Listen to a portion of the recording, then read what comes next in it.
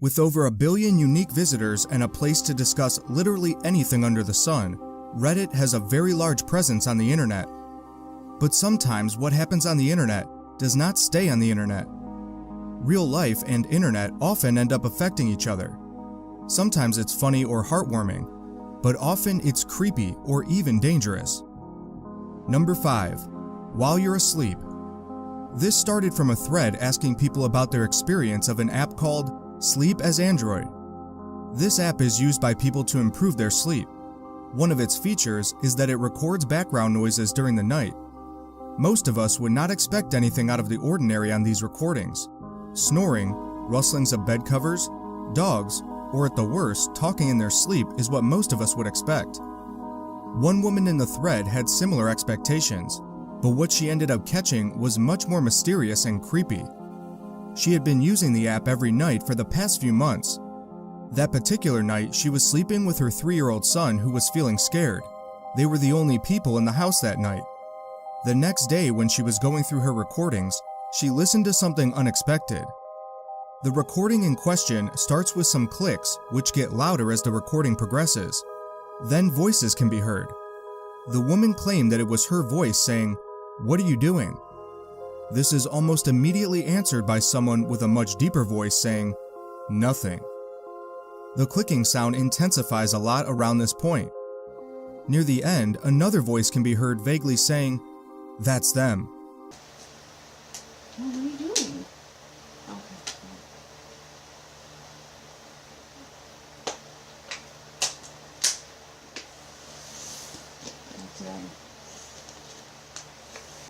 This turn of events obviously had the woman spooked.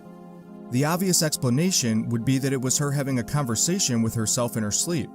However, the voice is too deep to belong to her. This spooky recording sent Redditors into speculation mode. Some of them cleaned up and enhanced the audio. However, nothing conclusive can be said about it. What are you doing? Okay.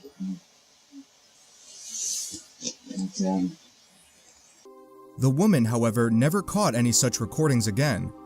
She also beefed up her home security and changed her locks before eventually changing her house.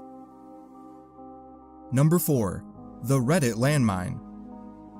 On December 31st, 2015, a Redditor posted a picture of a man with an object in his hand to the Reddit/What's This Thing, a Reddit forum that asks people to identify random objects on the internet. The object was quickly determined to be a landmine, which freaked people out, as many feared for the life of the Redditor with the username Night of Sunlight. After submitting the photo, Night of Sunlight went silent, which is rather weird considering he is an active Redditor. Did the landmine detonate and kill Night of Sunlight? People had varying opinions. Some speculated that Night of Sunlight was fed up with life, that this was his way of bidding the world goodbye before committing suicide. After a month of dormancy from the account, Reddit Bureau of Investigation formally launched an investigation on the subreddit. Not much was discovered. Night of Sunlight's post history determined that he lived in Redding, California. It was alleged that he was either visiting or moving to Ecuador. The country is famous for its landmines, a fact that further fueled speculation that something horrible might have happened to Night of Sunlight. Although the story cooled down after some time, it would occasionally come up in a few threads inquiring about the creepiest things that happened in Reddit's history or Reddit's cliffhanger that has never been resolved. While Night of Sunlight's potential demise story was among August Ask Reddit top threads, some people noticed that Electronic Dad, a Redditor, had somewhat solved the mystery. He managed to turn Reddit/What's This Thing original post into one of the best trolls of Reddit's history. Electronic Dad connected Night of Sunlight to a stream account and a gaming forum located in Redding, California, after doing some serious internet research. He is alive and kicking. Actually, I posted this 2 months ago. Unfortunately, I couldn't post public information since I was suspended, he wrote in the thread. Reddit has a strict content policy of not posting confidential and personal information.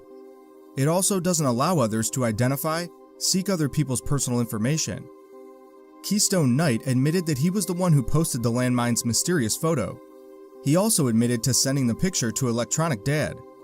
He further explained that he deactivates his Reddit accounts when every year ends, although this account was more than 1 year old.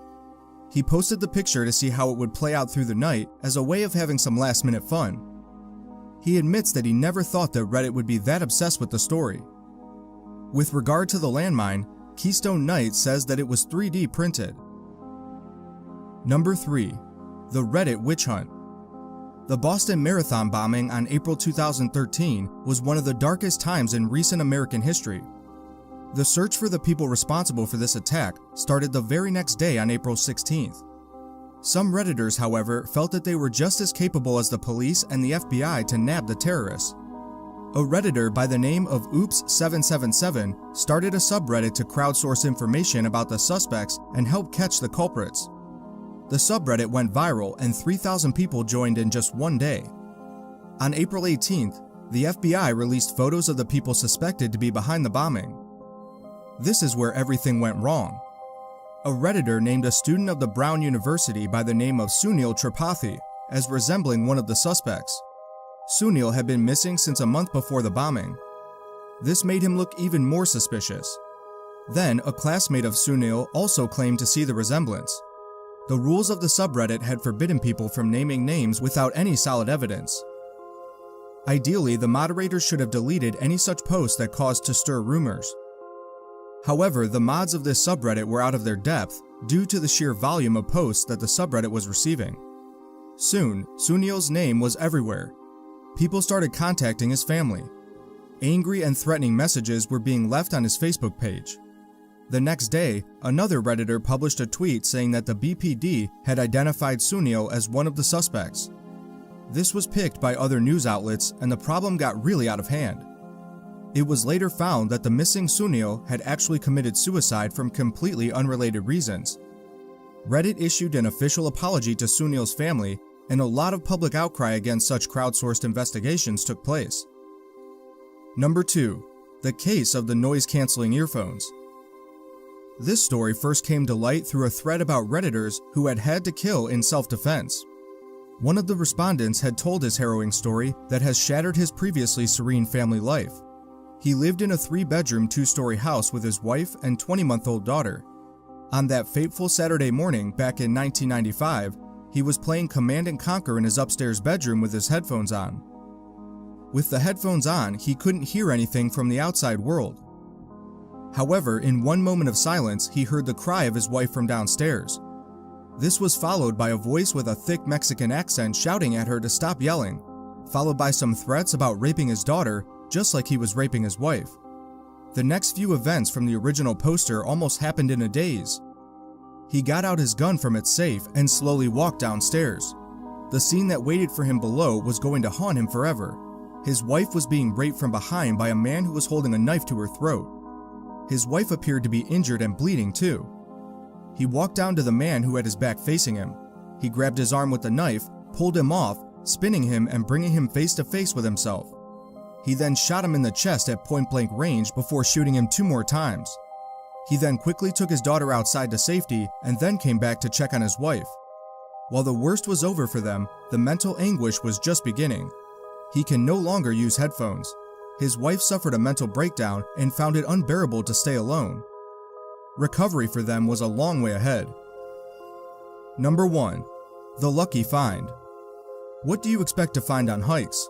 Dead leaves, rocks, and beautiful sunsets is what most of us will reply. This thread on Reddit asking hikers about their weirdest finds on hikes was probably not ready for the answer that this one Redditor posted in reply.